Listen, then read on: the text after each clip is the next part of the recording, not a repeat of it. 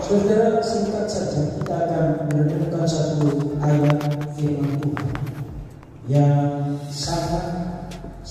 yang paling sering saya ingat dan yang sudah pernah saya refleksikan bagi kita sekalian, tapi saya ingin untuk mengingatkan satu kali lagi. Amsal pasal 29 ayat yang ke-18. Amsal pasal 29 ayat yang ke-18. Silakan perhatikan ayat itu dan saya bacakan bagi kita sekalian. Bila tidak ada wahyu, menjadi liarlah hati. Berbahagialah orang yang berpegang pada hukum. Nah, saudara, firman Tuhan memiliki banyak cara untuk mengajar kita tentang kebenaran dan bagaimana hidup sebagai orang Kristen. Tapi juga mereka dengan cara yang mudah diterima. Dan salah satu cara yang paling atau yang sangat sering digunakan di dalam firman Tuhan menanam kebenaran itu sehingga orang itu tidak mudah melupakan adalah dengan membicarakan konsekuensi buruk kalau kebenaran itu tidak ada atau kalau kebenaran itu tidak dijalankan.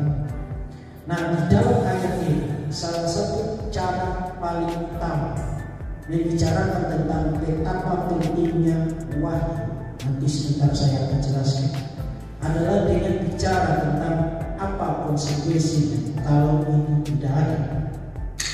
Di bagian klausa terakhir dari kalimat yang pertama, bila tidak ada wahyu, menjadi liarlah rakyat. Konsekuensi dari tidak ada wahyu adalah rakyat menjadi liar. Nah, apa maksudnya menjadi liar? Kalau saudara perhatikan di dalam bahasa Ibrani dan digunakan cukup banyak di dalam perjanjian lama, istilah itu digunakan dalam setidaknya itu 5 pengertian. Pertama, kata bahasa Ibrani yang diterjemahkan menjadi liar itu bisa berarti orang itu menjadi telanjang, artinya tidak punya susila, tidak punya moral, tidak punya etika. Jadi tanpa wahyu, tanpa visi atau prophetic vision, orang akan menjadi tidak bermoral.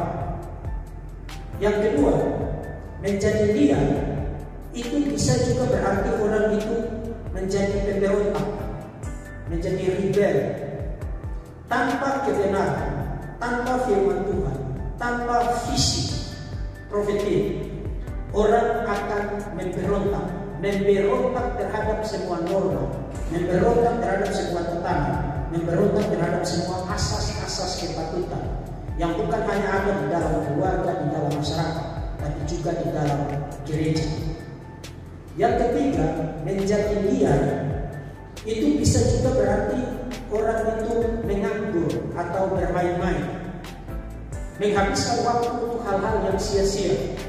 Artinya dia hidup dan bernapas dan makan dari pagi sampai dengan malam, tapi tidak banyak hal penting yang dia kerjakan. Jadi hidupnya itu dihabiskan untuk bermain-main. Dan dunia saat ini menggoda kita dengan banyak cara untuk kita bermain-main. Yang kedua, menjadi liar bisa juga berarti orang itu menjadi terlantar, tidak terurus. Metaforanya itu adalah seperti kawanan domba yang tidak digembalakan. Jadi menjadi liar berarti orang itu tidak punya pemimpin, tidak ada yang lead dia, tidak ada yang memimpin dia. Sehingga yang satu ke kanan, yang satu ke kiri, yang satu ke selatan, yang satu ke belakang, yang satu tiduran, yang satu berdiri, dan seterusnya. Terlantar, tidak terurus, berantakan, tidak teratur, tanpa gembala. Menjadi liar juga bisa berarti membawa diri ke dalam kematian atau membawa diri ke dalam kebinasaan. Nah, dari 5 pengertian itu atau 5 cakupan rentan arti dari kata menjadi lihat itu, sekarang kita mengerti kenapa wahyu itu harus ada. Kalau wahyu itu tidak ada, maka pertama orang itu menjadi tidak bermoral, menjadi asusila, hal-hal yang hanya untuk tempat tidur mendadak sudah ada di wall-wall media sosial. Hal-hal yang hanya khusus untuk konsumsi pribadi mendadak sudah menjadi pembicaraan umum. Orang itu akan cenderung menjadi pemberontak, rebel. Orang itu akan cenderung untuk bermain-main, wasting time, membuang waktu.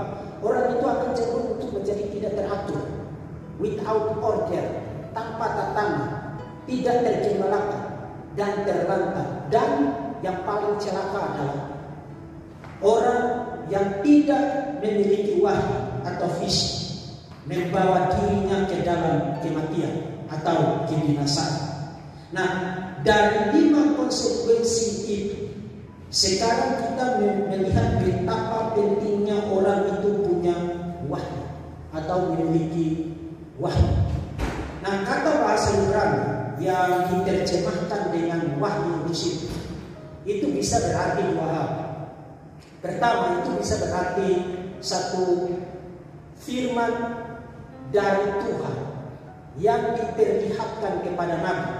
Jadi misalnya kita membaca di dalam Perjanjian Lama, maka datanglah firman Tuhan dalam visi, dalam penglihatan kepada Abraham, kepada Samuel, kepada Yeremia, kepada Hosea dan seterusnya. Jadi kalau tidak ada firman dari Tuhan, maka kelima hal buruk tadi akan terjadi. Tapi bukan hanya itu. Kalau saudara perhatikan kata bahasa Ibrani, memang dia bicara tentang wahyu dari Tuhan.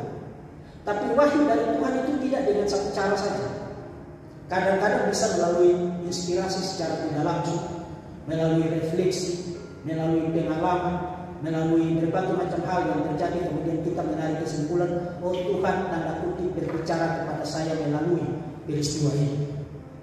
Pengertian aspek spesifik dari kata bahasa Ibrani yang digunakan di sini adalah firman Tuhan melalui penglihatan, melalui visi. Itu saja di dalam beberapa terjemahan Alkitab berbahasa Inggris. Kata wahyu di situ diterjemahkan dengan without vision, tanpa visi, tanpa penglihatan. Nah, jadi ini adalah satu penglihatan profetik, penglihatan kenabian. Dan kalau kita bicara tentang penglihatan kenabian, maka ada 3 aspek waktu yang ditekankan. Seorang nabi itu cenderung untuk melihat hal-hal yang sudah pernah terjadi. Apa yang sudah pernah terjadi? Ditarik pelajarannya untuk kita yang hidup sekarang. Kedua, seorang nabi melihat apa yang sedang terjadi. Misalnya Yesaya, ketika dia ada di tahta Tuhan, di hadirat Tuhan, dan aku tinggal di tengah-tengah bangsa yang najis hidup. Jadi bukan hanya melihat apa yang sudah terjadi, tapi apa yang sedang terjadi. Tapi ada satu lagi, seorang nabi mendapatkan visi itu untuk melihat hal-hal yang akan terjadi. Itu yang disebut dengan profesi, itu yang disebut dengan nubuat. Nah, dalam kaitan dengan situasi kita saat ini dan dalam kaitan dengan eksistensi dari Yayasan Raja Wali Arastama Indonesia yang mendirikan Sekolah Tinggi Teologi Raja Wali Arastama Indonesia, ada beberapa hal penting yang harus kita ingat, dan itu harus menjadi fondasi, dan itu harus menjadi bagian integral, tidak boleh tidak ada di dalam yayasan ini dan juga di dalam STT ini. Pertama, yang harus menjadi paling utama acuan untuk kita semua, apakah itu saya, apakah itu pendiri, apakah pembina, pengurus yayasan, para wakil, para staf, yang harus menjadi dasar pegangan kita adalah firman Tuhan. Sebab tanpa firman Tuhan, yayasan ini akan menjadi tidak bermoral. Yayasan ini akan menjadi yayasan yang berontak melawan Tuhan. Yayasan ini akan menjadi yayasan membuang waktu, membuang uang, membuang tenaga, bermain-main, yayasan ini akan menjadi seperti tidak tergambalakan, tidak teratur, dan yayasan ini akan menuju kepada kebinasaan. Jadi kebenaran harus menjadi yang paling utama di sini. Kebenaran harus menjadi the final words di sini, kata paling terakhir di sini. Kalau kebenaran berbicara, meskipun kamu tidak suka, kamu harus tunduk. Kalau kebenaran berbicara, meskipun kamu tidak ingin, kamu harus tunduk. Kalau kebenaran berbicara, meskipun kamu tidak punya kekuatan, kamu harus bilang ya dan amin. Karena kekuatan itu bukan dari diriku sendiri, tapi dari Tuhan yang memberikan kebenaran itu. Jadi kebenaran harus menjadi yang paling utama di sini. Kita tidak akan menggunakan cara-cara yang tidak benar untuk melakukan apa saja, program-program, kegiatan-kegiatan, termasuk rencana-rencana ke depan, semua harus atas dasar firman Tuhan dan hanya atas dasar firman Tuhan, sola scriptura. Itu yang pertama. Yang kedua, yayasan ini akan terhindar dari 5 hal buruk tadi dan yang membinasakan tadi. Kalau dia punya visi ke depan, saudara ingat tadi saya jelaskan kata itu, dia punya dimensi futuristik. Seorang nabi itu hidup di masa sekarang, tapi dia bukan hanya melihat ke belakang dan melihat situasi di sekitar. Dia melihat apa yang akan terjadi ke depan, bukan hanya 10 tahun, 20 tahun, tapi bahkan ratusan, ribuan tahun ke depan. Itulah seorang nabi. Yayasan ini harus punya visi yang futuristik. Kita tidak boleh puas dengan apa yang sekarang ada sekarang. Kita tidak akan besok pagi berdiri di depan sana lalu menepuk dada, oh puji Tuhan kita sudah punya gedung, kita sudah punya fasilitas, kita sudah punya mahasiswa, sudah punya dosen, mari kita tidur saja karena kita sudah punya semua. Tidak.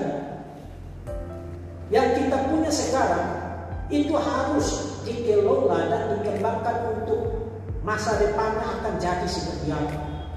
Nah, visi jangka menengah kita adalah menjadi institut pada tahun 2030.